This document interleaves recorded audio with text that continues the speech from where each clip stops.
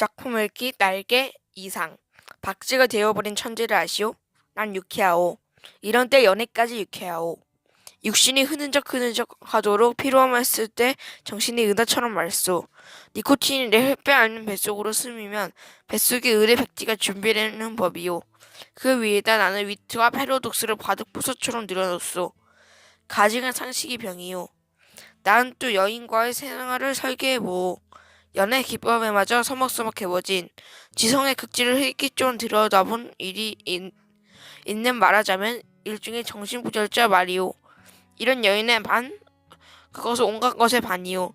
많은 영수하는 생활을 설계한단 말이오. 그런 생활 속에 한 발만 들여놓고 흡사 두 개의 태양처럼 마주 쳐다보면서 낄낄거리는 것이오.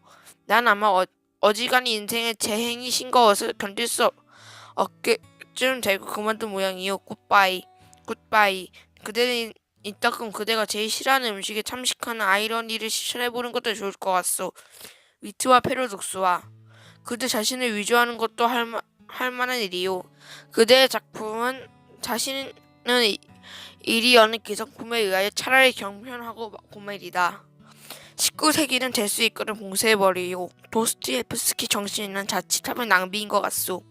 위고르 불랑스 빵 한 조각이라고 누가 그랬는지 지언이도 싶소. 그러나 인생 혹은 그 모형에 있어서 디테일 때문에 속는다거나 해서야 되겠소? 화를 보지 마시오. 부디 그대께 고하는 것이니. 테이프가 끊어지는 피가 나오. 생치기도 머지않아 완치될 줄 알았소. 굿바이. 감 좋은 어떤 포즈. 그 포즈의 소만을 지적하는 것이 아닌지는 모르겠소. 그 포즈가 부동자세까지 고도화시킬 때 감정은 딱 공급을 정지합니다. 난 내 비범한 발육을 회고하여 세상을 보는 안목을 규정하였소. 여왕불과 미망인. 세상에 하고 많은 여인이 본질적으로 아주 미망인 아닌 이가 있으리라? 아니, 여인이 전부가 그 일상에 있어서 개개 미망인이라는 내 논리가 뜻밖에도 여성에 대한 모독이 되오?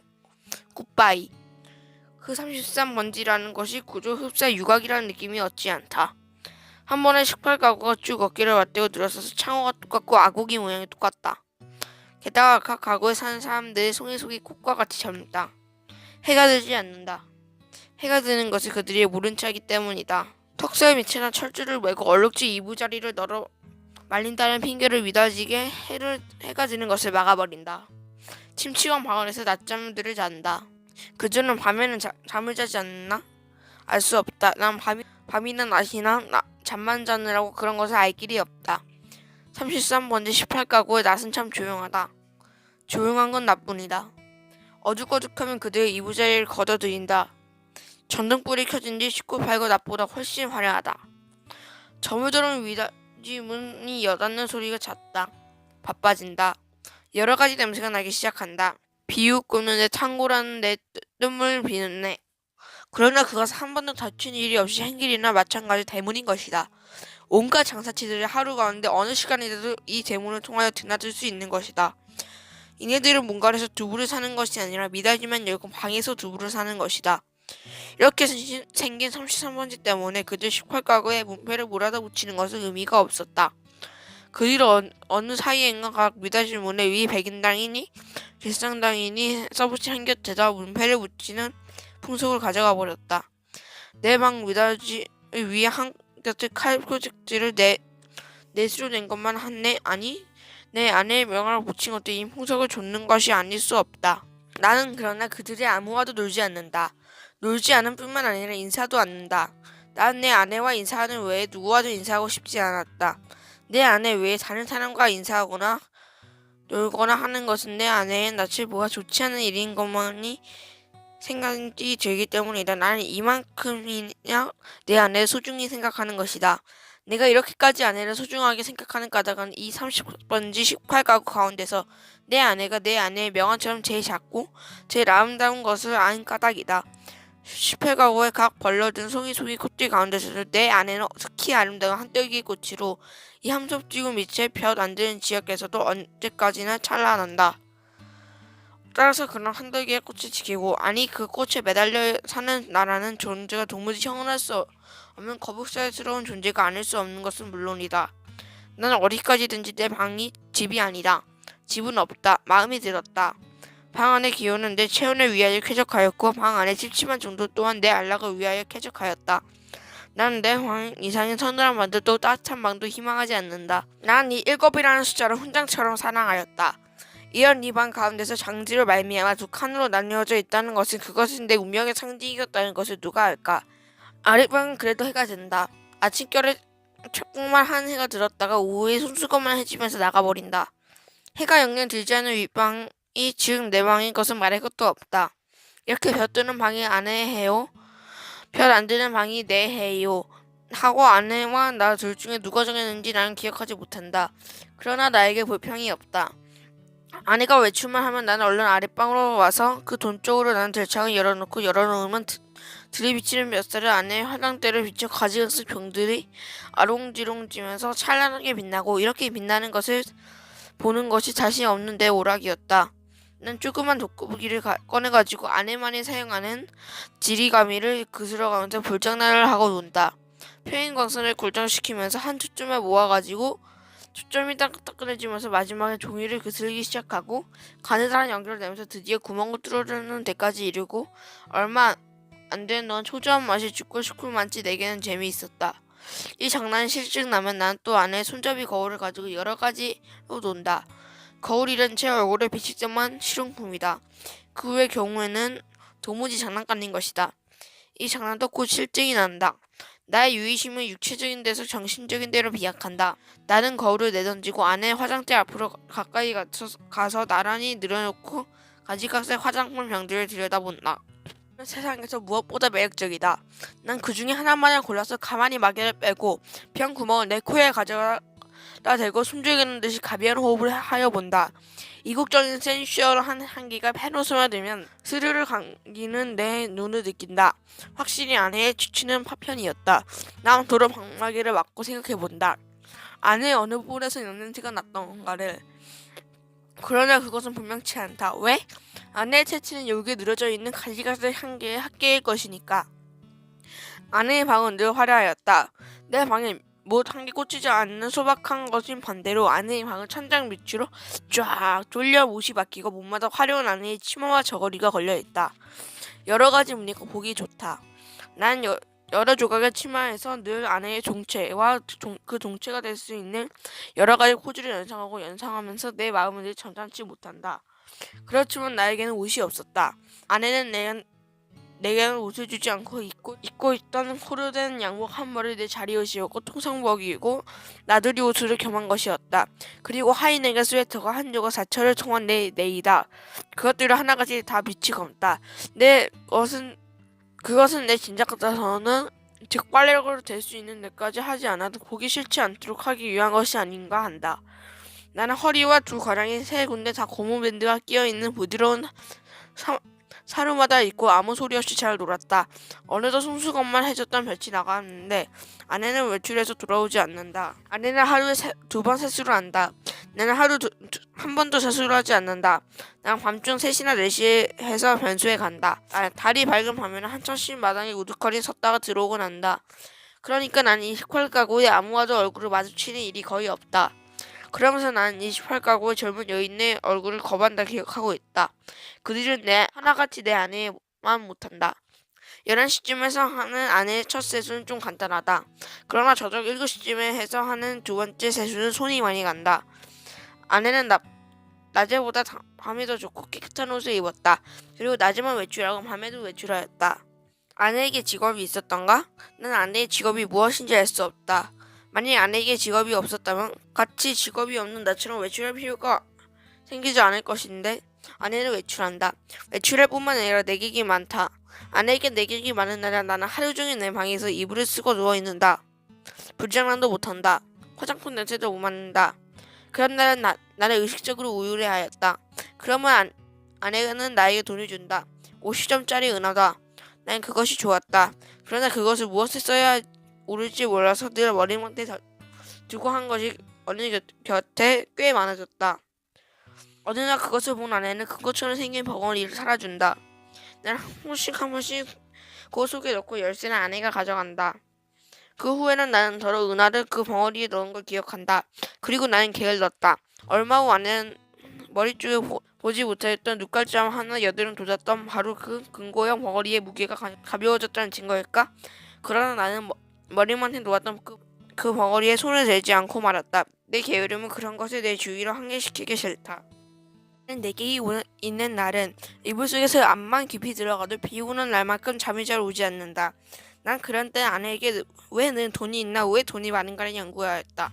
애기 때는 장지 저쪽에 내가 있는 것을 모르나 본다. 내 아내와 나도 좀 하기 어려운 운동은 아주 참지 않고 쉽게 내던지는 것이다. 그러나 내 안일 가운데 서서 서너 사람의 내게들을 늘 비교적 점잖다고 볼 수 있는 것이 자정이 좀 지나면 을에 돌아갔다.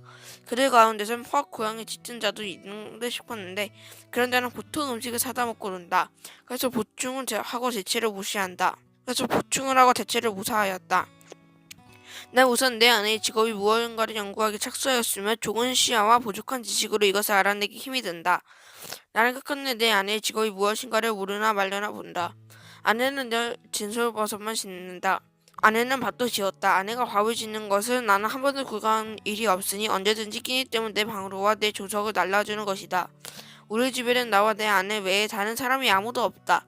이 밤은 분명 아내가 손수 지었음이 틀림없다. 그러나 아내는 한 번도 나를 자기 방으로 부르는 일이 없다. 난 늘 윗방에서 나 혼자서 밥을 먹고 잠을 잔다. 밥은 너무 맛이 없었다. 반찬이 너무 엉성하였다. 난 닭이나 강아지처럼 말없이 주는 모이를 넙죽넙죽 받아먹기는 했으나 내심 야속하게 생각한 적이 저러 없지 않다.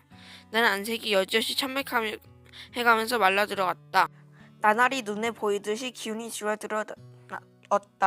영양 부족으로 하여 몸뚱이 곳곳이 뼈가 들쑥 내밀었다. 하룻밤 사이에도 수십 차례 들쳐눕지 않고 여기저기서 베겨서 난 베길 수가 없었다. 그렇기 때문에 나는 내 이불 속에서 아내가 늘 흔히 쓸 수 있는 저 돈의 출처를 탐색해보는 일변 장지 틈으로 새어나오는 아랫방의 음식이 무엇일까를 연구하였다. 난 잠이 잘 안 왔다. 깨달았다. 아내가 쓰는 그 돈은 그 내게는 다만 실없는 사람들로만 보이지 않는 까닭 모를 내객들이 놓고 가는 것에 틀림없다는 것을 나는 깨달았다. 그러나 왜 그들 내객은 돈을 놓고 가나? 왜 내 아내는 그 돈을 받아야 하나 하는 예의관념이 내게는 도무지 이해가 되지 않는다. 그것은 그저 예의에 지나지 않은 걸까? 그렇지 않으면 혹은 무슨 대가일까 보수일까? 내 아내가 그들의 눈에는 동정을 받아야 할 가엾은 인물로 보이나? 이런 것들을 생각하노라면 의대 내 머리를 그냥 혼란시켜버리고 하였다. 잠들기 전에 내가 획득했던 결론이 아직 불쾌하다는 것뿐이었으며 나도 그런 것을 아내에게 물어보거나 할 일 참 한 번도 없다. 그것은 대체로 귀찮아하려니 한참 잠자고 일어나는 나는 사뭇 딴 사람처럼 저것도 다 깨끗이 잊어버리고 그만두는 까닭이다. 내객들이 돌아가고 혹 밤 외출해서 돌아오면 아내는 경편한 것으로 옷을 바꿔 입고 내 방으로 날 찾아온다. 그리고 이불을 들치고 내 귀에는 영 생동생동 몇 마디로 말로 날 위로하였다. 난 조소도 고소도 홍소도 아닌 웃음을 얼굴에 띠고 아내의 아름다운 얼굴을 쳐다본다. 아내는 방글에 웃는다. 그러나 그 얼굴에 떠나는 일말의 애수를 나는 놓치지 않는다. 아내는 능히 내가 배고파하는 것을 눈치챘을 것이다. 그러나 아랫방에서 먹고 남은 음식을 나에게 주려 들지를 않는다. 그것은 어디까지나 나를 존경하는 마음일 것이니 틀림없다. 난 배가 고픔없어도 적이 마음에 든든한 것을 좋아했다. 아내가 무엇이라고 짓거리고 갔는지 귀에 남아있을 리가 없다. 다만 내 머리맡에 아내가 놓고 간 은하가 전등불에 흐릿하게 빛나고 있을 뿐이다. 그 금고형 벙어리 속에 그 은하가 얼마나 모았을까. 그러나 그것을 쳐다보지 않았다. 그저 아무런 의욕도 기원도 없이 그 단추구멍처럼 생긴 틈박 언니로 은하를 들어뜨려 놓을 뿐이다. 내객들이 아내에게 돈을 놓고 가나 하는 것은 풀 수 없는 의문인 것 같이 왜 내 아내는 나에게 돈을 놓고 가나 하는 건 역시 나에게는 똑같은 풀 수 없는 의문이었다. 내 비록 아내가 내게 돈을 놓고 가는 것이 싫다 않았다 하더라도 그것은 다만 그것이 내 손가락에 닿는 순간에서부터 그 벙어리 주둥이에서 자취를 감추기까지 하잘것없는 짧은 촉각이 좋았을 뿐이지 그 이상 아무 기쁨도 없다. 어느 날 나는 그 벙어리를 변수에 갖다 넣어버렸다. 그때 벙어리 속에는 몇 푼이나 되었는지 모르겠으나 은어들이 꽤 들어있었다. 나는 이 지구 위에 살며 내가 이렇게 살고 살고 있는 지구가 질풍실내 속력으로 광대무변의 공간을 달리고 있다는 걸 생각했을 때 참 허망하였다. 나는 이렇게 부지런한 지구 위에서 현기증도 날 것 같고 해서 한시 바삐 내버리고 싶었다. 이불 속에서 이런 생각을 하고 난 뒤 나는 그 벙어리에 넣고 하는 것조차 귀찮아졌다.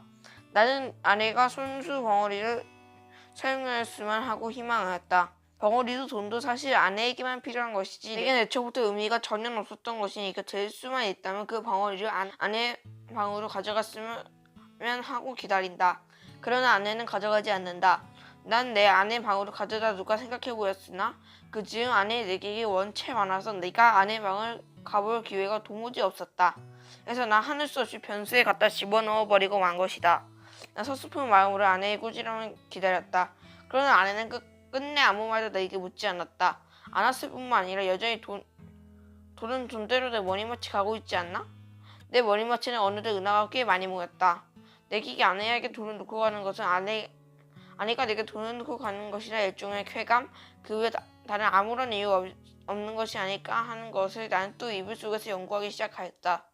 쾌감이란 어떤 종류의 쾌감일까 계속하여 연구하였다.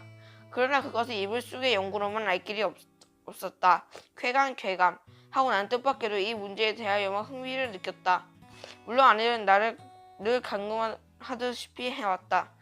내 불평이 있을 리 없다. 그런 중에서도 나는 그 쾌감이란 것의 유무를 체험하고 싶었다. 나는 내 아내의 방 외출을 틈타서 밖으로 나갔다. 난 거리에 잊어버리지 않고 나온 은하를 지폐를 바꾼다. 5원이나 된다. 그것을 주머니에 넣고 나는 목적을 잃어버리기 위해 얼마든지 거리를 쏘아다녔다. 오래간만에 보는 거리는 거의 경이에 가까울 만치 내 신경을 흥분시키지 않고는 마지 않았다. 난 금시에 피곤해져 버렸다. 그러나 나는 참았다. 그리고 밤이 으슥했을 때 까닭 잃어버린 채 이 거리 저 거리로 지향 없이 헤맸다. 돈은 물론 한 푼도 쓰지 않았다. 돈을 쓰는 엄두가 나서지 않았다. 나는 벌써 돈을 쓰는 기능을 완전히 상실한 것이다.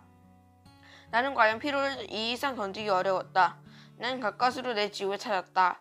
난 내 방으로 가려면 아내의 방을 통과하지 않으면 안 될 것을 알고 아내에게 내객이 있나 없나 걱정하며 미닫이 문 앞에서 거북스럽게 직진을 한번 하더니 이것은 참 또 너무 앙상스럽게 미닫이가 열리면서 아내의 얼굴과 그 등 뒤에서 낯선 남자의 얼굴이 이쪽을 내다보는 것이다. 난 벼랑간 내어 쏟아지는 불빛에 눈이 부셔서 머뭇거렸다.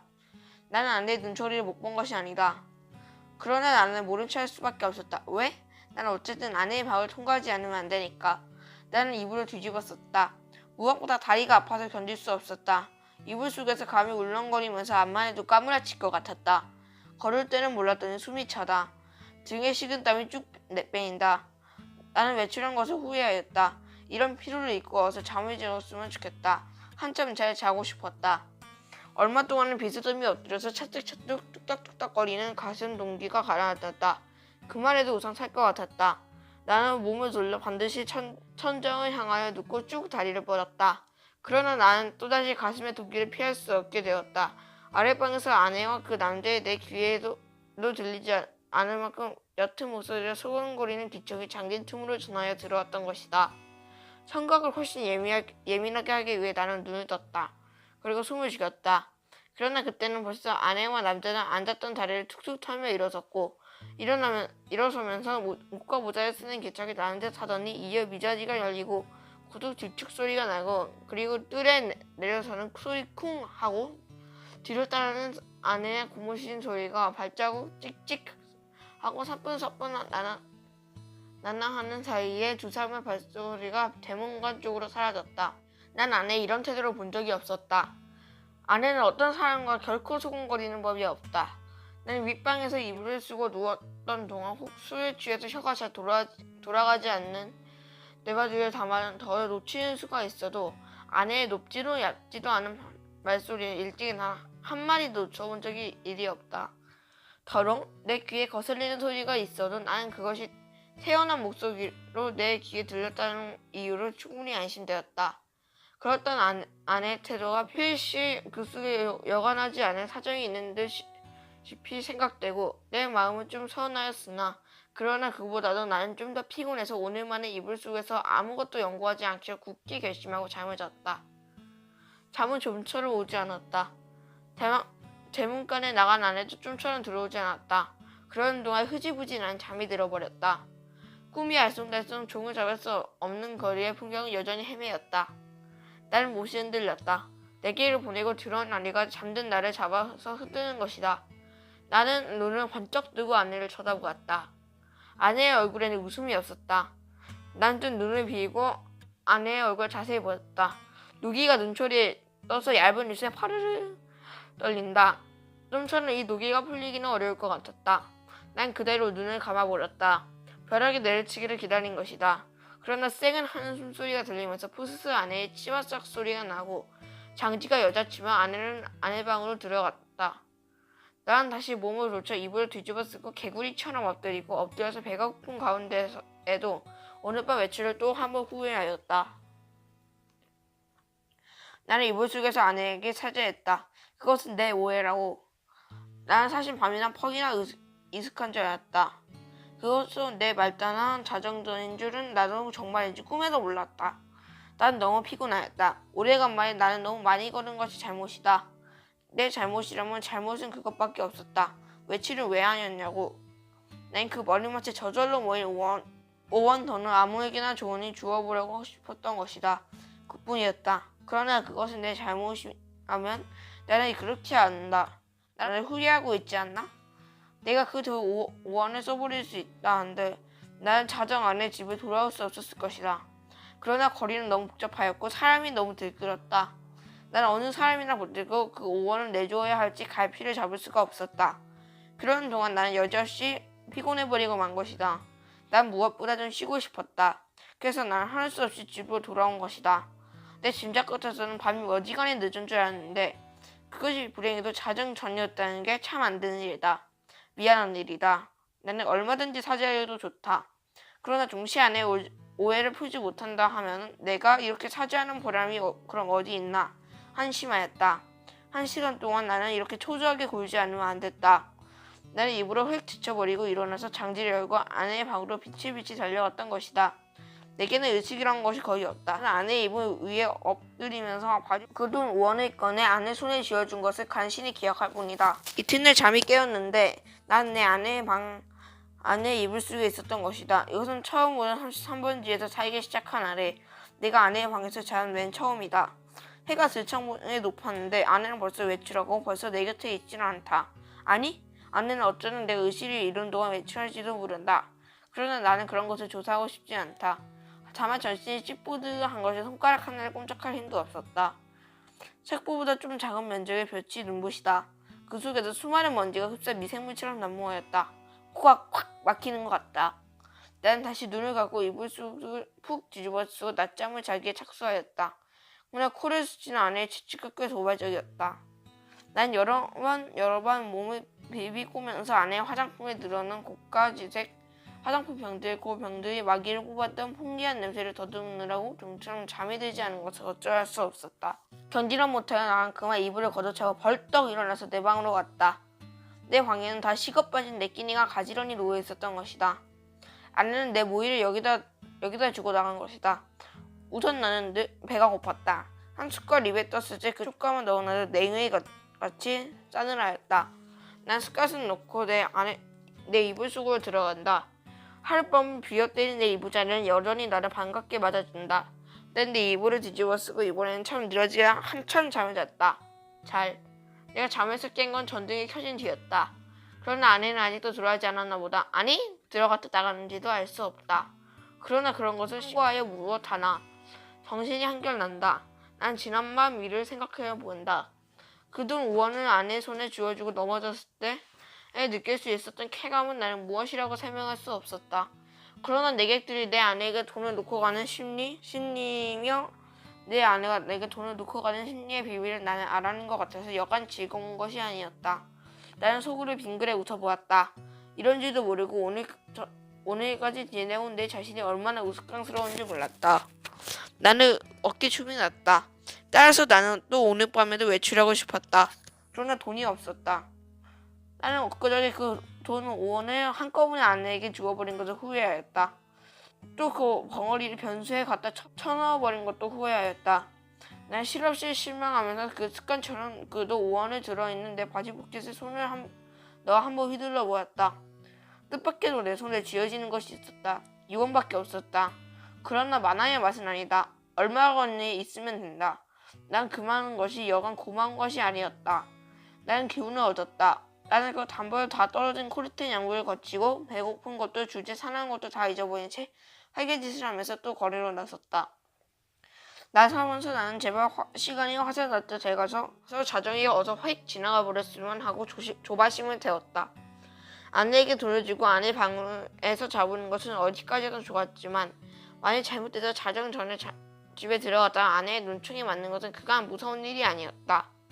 난 저물로 길가 시계를 들여다보고 하면서 또 지양 없이 거리를 방황하였다. 그러나 이날은 좀처럼 피곤하지 않았다. 다만 시간이 좀 너무 더디게 가는 것 같아서 안타까웠다. 경동역 시계가 확실히 자정을 지난 것을 본 뒤에 나는 집으로 향하였다. 그 일각 대문에서 아내의 남자 이야기하고 섰는 것을 만났다. 난 모른 척하고 두 사람 곁을 지나서 내 방으로 들어왔다. 고리와 아내로 들어왔다. 와서는 이 밤중에 평생 안 쓰던 쓰개질을 하는 것이다.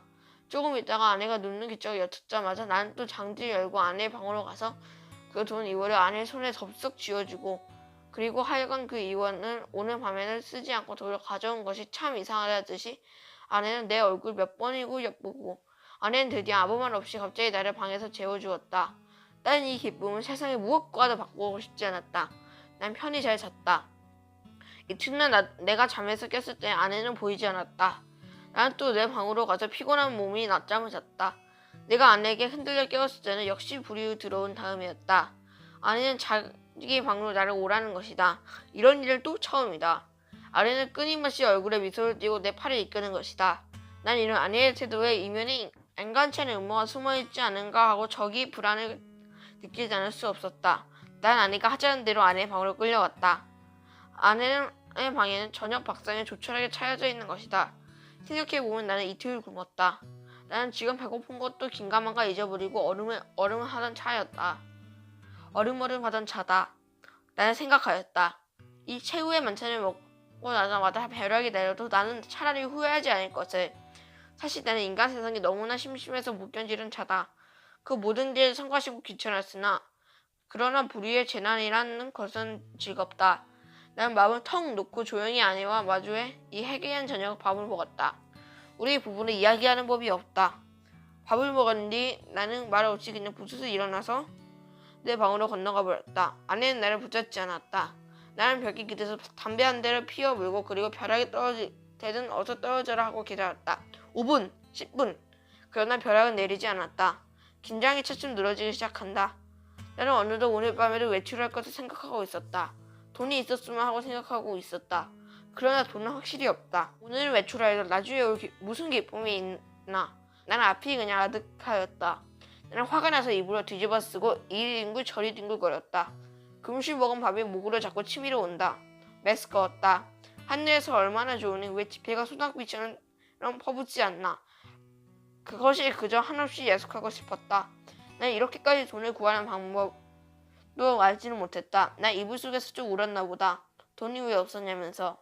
그래서 아내가 또 내 방으로 왔다. 나는 깜짝 놀라 아마 인제서야 벼락이 내리려나 보다 하고 숨을 죽이고 두꺼비 모양으로 엎드려 있었다. 그러나 떨어지는 입에서 새어나오는 아내의 말소리는 참 부드러웠다. 정다웠다. 아내는 내가 왜 우는지를 안다는 것이다. 돈이 없어서 그러는 게 아니란다. 난 실없이 깜짝 놀랐다. 어떻게 저렇게 사람의 속을 환하게 들여다보구나 해서 난 한편으로 슬그머니 겁도 안 나는 것이 아니었으나 저렇게 말하는 것을 보면 아마 내게 돈을 줄 생각이 있나 보다. 만약 그렇다 하면 오주기는 얼마나 좋은 일일까. 나는 이불 속에 뚫뚫 말린 채 고개도 들지 않고 아내의 다음 거동을 기다리고 있었다. 에쏘! 하고 내 머리맡에 내려다는 것은 그 가뿐한 음향으로 보아 지폐가 틀림없었다. 그리고 내 귀에다 대고 오늘이랑 어제보다 좀 더 늦게 들어와도 좋다고 속삭이는 것이다. 그것은 어렵지 않다. 우선 그 돈이 무엇보다 고맙고 반가웠다. 어쨌든 나섰다. 난 좀 야맹증이다. 그래서 될 수 있는 대로 밝은 거리로 골라서 돌아다니기로 했다. 그러고는 정숙역 1, 2등 대합시 한라티룸을 들렀다. 그것은 내게는 큰 발견이었다. 우선 아무도 아는 사람이 안 온다. 설사 왔다 해도 곧들 가니까 좋다. 난 날마다 여기 와서 시간을 보내느라 속으로 생각하였다. 제 여기 시계가 어느 시계보다 정확하리라는 것이 좋았다.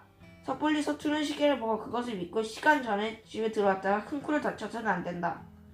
난 한 몫에 아무것도 없는 것과 마주 앉아서 잘 끓는 커피를 마셨다.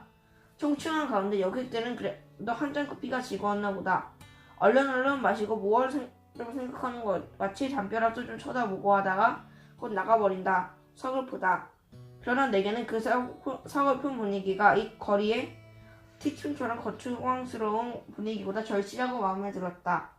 이따금 들리는 날카로운 우렁찬 기적 소리가 모차르트보다 더 가깝다.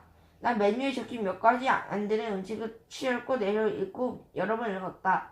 그것들은 아물아물하다가 어딘가 내 어렸을 때 동무들 이름하고 비슷한 데가 있었다. 거기서 얼마나 내가 오래 있었는지 정신이 오락가락하는 중에 개게 슬며시 뜸해지면서 이 구석 저 구석 걷어치우기 시작한 것을 보면 아마 다들 시간이 됐나 보다. 11시가 좀 지났구나. 여기도 결코 내 안주 곳이 아니구나. 어디 가서 자전거 남길까. 둘을 걱정하면서 난 밖으로 나온다. 비가 온다. 빗발이 제어 굵는 것도 우비도 우산이 없는 나 고생을 시킬 작정이다. 그렇다고 이런 괴이한 풍물을 차리고 이 홀에서 어물어물하는 수도 없고 A, B를 맞으면 맞았지 하고 나는 그냥 나서버렸다. 대단히 성선해서 견딜 수 없었다. 코르트 옷이 젖기 시작하더니 나중엔 속속들이 스며들면서 처근거렸다. 비를 맞아가면서라도 견딜 수 없는 데까지 거리를 돌아다녀서 시간을 보내려고 했으나 인제는 선선해서 이 이상은 견딜 수가 없었다. 우환이 자꾸 일어나서 이가 딱딱 맞부딪힌다. 난 걸음을 재우치면서 생각하였다. 오늘같이 굳은 날도 아내에게 내객이 있을 거라고 없겠지 하는 생각이 드는 것이다. 집으로 가야겠다. 아내에게 불행히 내게 있던 내 사정을 하리라. 사정을 하면 이렇게 비가 오는 것을 눈으로 보고 알아주겠지. 불이 나게 와보니까 그러나 아내에게는 내객이 있었다. 난 그만 너무 춥고 척척해서 얼떨결에 녹화하는 것을 잊었다. 그래서 나는 보면 아내가 좀 덜 좋아할 것을 그만 보았다.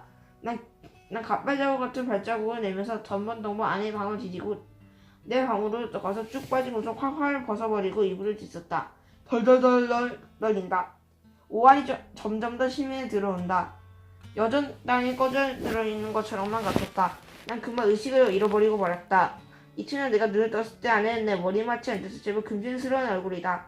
난 감기가 들었다.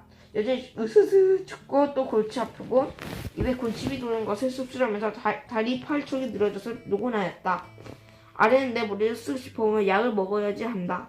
아내의 손이 내 입안에 선택한 것을 보면 신혈이 어지간한 모양인데 약을 먹으면 해열제를 먹어야지 하고 생각을 하니까 아내는 따뜻한 물에 하얀 정제약 4개를 준다. 이것을 먹고 한숨 푹 자면 괜찮다는 것이다.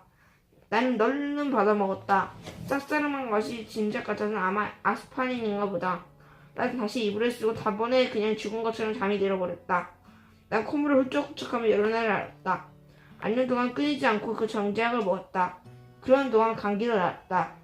그러나 이 맛이 여전히 속티처럼 썼다. 차츰 또 외출하고 싶은 생각이 났다. 그러나 아내는 나더러 외출하지 말라고 이르는 것이다. 이 약을 날마다 먹고 그리고 가만히 누워있으라는 것이다.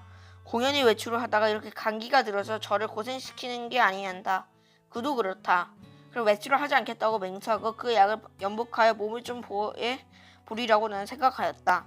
난 날마다 이불을 뒤집어 쓰고 밤이나 낮이는 잤다. 유난스럽게 밤이나 낮이나 졸려서 견딜 수 없는 것이다. 나 이렇게 잠만 자꾸 오는 것은 내가 몸이 훨씬 튼튼해진 증거라고 굳게 믿었다. 나는 아마 한 달 이렇게 지냈나 보다. 내 머리와 수염이 좀 너무 자라서 후투체를 견딜 수가 없어서 내 거울을 좀 보라고 아내가 외출한 틈을 타서 나는 내 아내의 방로 가서 아내의 화장대 앞에 앉아 보였다. 상당하다. 수염과 머리가 참 산란하였다. 오늘은 이발을 좀 하리라 생각하고 겸사겸사 화장품 병들 맡기를 꽂고 이것저것 맡아보았다. 한동안 잊어버렸던 이가 가운데서 몸이 베베 꼬일 것 같은 채취가 전해져 나왔다. 난 아내의 이름 속으로만 한번 물러보았다. 열심히 하고 오래간만에 돋보기 장난도 하였다. 거울 장난도 하였다. 창에는 볕이 여간 따뜻한 게 아니었다. 생각해보면 5월이 아니던가. 난 커다랗게 기지개를 한번 펴보고 아내의 베개를 내려매고 벌떡 자빠져서는 이렇게 편안하고 즐거운 세월에 하는 일이 훨씬 자랑하고 싶었다. 나는 참 세상 아무것도 교섭을 가지지 않았다. 하나님께서는 아마도 나를 칭찬할 수도 처벌할 수도 없는 것 같다. 그러나 이 다음 날에는 실로 세상에 이상스러운 것이 눈에 띄었다. 어떤 체면양 아달린 갑이었다. 난 그것을 아내의 화장대 밑에서 발견하고 그것이 흡사 아스파린처럼 생겼다고 느꼈다. 나는 그것을 열어보았다. 또 4개가 비었다. 난 오늘 아침엔 4개의 아스파린을 먹은 것을 기억하고 있었다. 난 잤다. 어제도 그제도 그제도 나는 졸려서 건들 수가 없었다. 난 그동안 감기가 나았는데도 아내는 내게 아스파린을 주었다. 내가 잠이 든 동안 이웃에 불이 난 적이 있었다. 그때로 나는 자느라고 몰랐다. 이렇게 나는 잤다. 아스파린인 줄 알고 한 달 동안 누가 아달린을 먹은 것이다. 이것은 좀 너무 심하다. 벼랑은 아득하더니 하나쯤 나는 까무라칠 뻔했다. 난 그 아달린을 주머니에 넣고 집에 나섰다. 그리고 산을 올라갔다. 인간 세상에 아무것도 보기 싫었던 것이다. 걸으면서 나는 아무쪼록 아내에 관계되는 일은 일체 생각하지 않도록 노력하였다. 길에서 까무러치기 쉬우니까 나는 어디라도 양지바른 자리 하나를 골라 자리를 잡아가지고 서서히 아내에 관하여 연구할 작정이었다. 난 길가 도랑차 판 구경도 못한 찐 개나리 있고 종달새 돌멩이도 새끼를 까는 이야기 이런 것만 생각하였다. 다행히 길가에서 나는 조절하지 않았다. 거기는 벤치가 있었다. 난 거기서 정지하고 그리고 그 아스파린과 아달린에 관한 연구하였다. 그러나 머리가 도무지 혼란하여 생각이 체계를 이루지 않았다. 단 5분도 못 지나서 나는 그만 귀찮은 생각이 번쩍 들면서 심술이 났다. 난 주머니에서 가지고 온 아달린을 꺼내 남은 6개를 한꺼번에 지건지건 씹어 먹어버렸다. 맛이 익살맞다. 그리고 나는 그 벤치 위에서 가로 기다랗게 누웠다. 난 무슨 생각으로 내가 그따위 짓을 했나? 알 수 없었다. 그저 그러고 싶었다. 난 계속 그냥 깊이 잠에 들었다. 잠길에도 바위 틈에서 흐르는 물소리가 졸졸하고 귀에 언제까지나 어렴풋이 들려왔다. 내가 잠을 깨었을 때는 날이 환히 밝은 뒤였다. 나는 거기서 일주일을 잔 것이다. 풍경이 그냥 누렇게 보인다. 그 속에서 난 번개처럼 아스파린과 아달린이 생각났다. 아스파린, 아달린, 아스파린, 아달린, 말마스, 모도로스, 아스피린, 아달린. 어린아 한 달 동안 아달린은 아스피린이라고 소리기고 내게 먹였다. 그것은 아내의 방에서 이 아달린 갑이 발견된 것으로 미루어 증거가 너무나도 확실하였다. 무슨 목적으로 아내는 나를 밤이나 낮이나 재워야 했나? 나를 밤이나 낮이나 재워놓고 그리고 아내가 내가 자는 동안 무슨 짓을 하였나? 나를 조금씩 죽이려고 하는 것일까? 그러다 또 생각해보면 내가 한 달을 두고 먹어스러운 게 아스파린일지도 모른다. 아내는 무슨 겹친다는 일이 있어 밤이 되면 잠이 잘 오지 않아서 정작 아내가 아달린을 사용한 것이 아닌지 그렇다면 참 미안하다. 나는 아내에게 큰 의혹을 가졌다는 것이 참 안 됐다. 난 불이 났게 거기서 내려왔다. 아랫도리가 회에 저으면서 어질어질한 것을 겨우 집으로 향하였다. 8시 가까이였다. 나는 내 잘못된 생각을 죄다 일로 마치고 아내에게 사죄하려는 것이다. 난 너무 급해서 그만 또 말을 잊어버렸다. 그랬더니 이건 참 너무 큰일 났다. 난 내 눈으로 절대 보이지 않을 것을 그만 딱 보아버리고 만 것이다. 난 얼떨결에 그 냉큼 미닫이를 잡고 그리고 현기증 나는 것을 진정히 지키느냐 잠깐 고개를 숙이고 눈을 감고 기둥을 짚고 서니까 1초 여도 없이 확 미닫이가 다시 열리더니 매무새를 풀어맺힌 아내가 불쑥 내밀면서 내 목살을 잡는 것이다. 나는 그만 어지러워서 걔가 그냥 나돌아졌다. 그랬더니 아내가 넘어진 내 위에 덮치면서 내 살을 함부로 물어뜯는 것이다. 아파 죽겠다. 나는 사실 반항할 의사도 힘도 없어서 그냥 넙죽 어째서 어떻게든 되나 보고 있자니까 뒤에서 남자가 나오는 것 같더니 아내를 하나둘 덥적 안아가지고 방 안으로 들어가는 것이다. 아내는 말 없이 자속옷이 그렇게 안겨 들어가는 것이 내 간에 여간 미운 게 아니었다. 밉다. 아내는 너 그 방 세워가서 도둑질을 하느냐 계집질을 하고 다니냐고 바라기다. 이것은 참 억울하다. 나 어안이 벙벙하고 도무지 입이 떨어지지 않는다. 나는 그야말로 나를 살려하려고 한 것이 아니지 소리하며 꽥 질러보고 싶었으나 그런 긴가민가 하는 소리를 함부로 입 밖에 내었다가 무슨 화를 부는지 알 수 없었다. 차라리 억울하지만 잠자고 있는 건지 무슨 상책인데 싶어서 나는 이것이 또 무슨 생각이었는지 그랬는지 모르겠지만 툭툭 털고 일어나서 내 바지 포켓 속에 남은 돈 몇십 전을 가만히 꺼내서는 몰래 미닫이를 열고 살며시 문지방 앞에 놓고 나서는 그냥 줄다름질 쳐서 나와버렸다. 여러 번 자동차에 치일뻔해서 나는 그대로 경선역을 찾아왔다. 빈자리와 마주 앉아서 이 쓰다쓴 입맛을 거두기 위하여 무엇으로든 입가심을 하고 싶었다. 커피. 좋다. 그러다 경찰역 홀에 한 걸음을 들여다봤을 때 난 내 주머니에 돈이 한 푼도 없다는 그것을 깜빡 잊었던 것을 깨달았다. 나는 어디선가 그저 맥없이 머뭇머뭇거리면서 어쩔 줄 몰랐을 뿐이다. 얼빠진 사람처럼 그저 그리 갔다 저리 갔다 하면서 난 어디로 들이다 쏘아다녔는지 하나도 모른다. 다만 몇 시간 후에 내가 미쓰라기 옥상에 있는 것을 깨달았을 때 거의 대낮이었다. 난 거기서 아무데나 주지 않고 내 자랑을 26채로 회고해 보았다. 몽롱한 기억 속에서 이렇게 아무 제목도 붙이고 나오지 않았다. 난 또 내 자신에게 물어보았다. 넌 인생에 무슨 욕심이 있느냐고. 그러나 있다고도 없다고도 대답도 하기 싫었다. 난 거의 내 자신의 존재를 인식하기조차 어려웠다. 난 허리를 굽혀가지고 나는 그저 금붕어나 들여다보고 있었다. 금붕어는 참 잘생겼다. 작은 놈은 작은 놈대로 큰 놈은 큰 놈대로 당싱싱하니 보기 좋았다. 내를 비치는 5월 햇살의 금붕어들은 그릇 바탕에 그림자를 내려뜨렸다. 지느러미는 하늘하늘 손수건을 흔드는 흉내를 냈다. 날 이 지느러미는 수도를 헤아려 보기도 전에 굽힌 허리를 좀처럼 펴지 않았다. 등아리가 따뜻하였다. 난 또 회탁의 거리를 내려다보았다. 거기서는 피곤한 생활이 또 금붕어 지느러미처럼 흐느적거렸다. 눈에 보이지 않는 끈적끈적한 줄에 엉켜서 헤어나지를 못했다. 나는 피로와 공복 때문에 무너져 들어가는 모두를 끌고 그 회탁 거리 속에서 섞여 들어가지 않을 수 없다 생각하였다. 나서는 나는 문득 생각하였다. 이 발길이 지금 어디로 향하고 있는 것을. 그때 내 눈앞에 아내의 모가지가 벼락처럼 떨어졌다. 아스퀸과 아달린. 우리들은 서로 오해하고 있었다. 설마 아내가 아스퀸 대신에 아달린의 정량을 내게 먹여왔을까? 난 그것을 믿을 수가 없었다.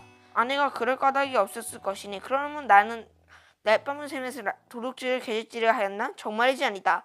우리 부부는 숙명적이고 발이 맞지 않는 젊은 발이었던 것이다. 내가 아내나 제 거둥에 로직을 붙일 필요가 없었다. 변해야 할 필요도 없다. 사실은 사실대로 오해는 오해대로 그저 끝없이 발 절뚝거리면서 세상을 걸어가면 되는 것이다. 그렇지 않은 것인가? 그러나 나는 이 발길을 아내에게로 돌아가야 하는지 많이 옳은가? 이것을 공간하기가 좀 어려웠다. 가야 하나? 그럼 어디로 가야 하는 것인가? 이때 뚝 하고 정오 사이렌이 울렸다. 사람들이 모두 내 활기를 걷고 닭처럼 후두둑거리는 것 같고 온갖 유리와 강철 제이석 지폐 잉크가 부글부글 긁고 수선을 떨고 있는 잠나 그야말로 현관에 가까운 정오였다. 난 불현듯이 거리를 가렸다. 아하, 그것은 내 인공대기가 돌았던 자국이다. 오늘은 없더니 날개. 머릿속에서 희망과 열심을 말수이된 페이지가 딕셔너리 넘어가듯 번뜩였다. 난 걷던거림을 멈추고 그리고 어디 한번 이렇게 외쳐보고 싶었다. 날개야 도달아. 날자 한 번 더 날자꾸나. 한 번 더 날아보자꾸나.